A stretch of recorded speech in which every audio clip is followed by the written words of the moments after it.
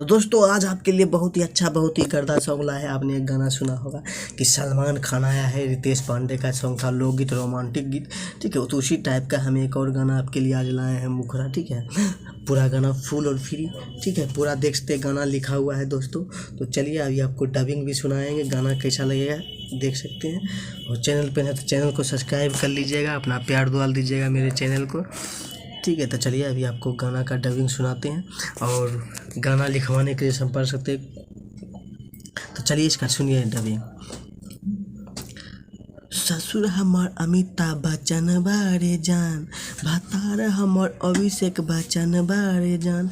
और दोस्तों ये गाना बिल्कुल फुल और फ्री है, कोई भी सिंगर गा सकता है। सिर्फ मेरा नाम राइटर में और फोटो लगा दीजिएगा पोस्टर पे और नाम। ठीक है, सही सही लिख दीजिएगा। चलिए इसको उसके बाद इसको 2 बार गाता है। ठीक है, तो 2 बार लिखे, इसको एक बार और सुनाते हैं।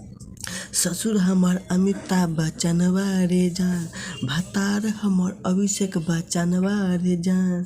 जान निकाली प्राण निकाली, यही से फोन घुमाया है। ठीक है, ये लड़की बोलती है, उसके बाद लड़का बोलता है घर से निकल ऐश्वर्या गली में सलमान खान आया है।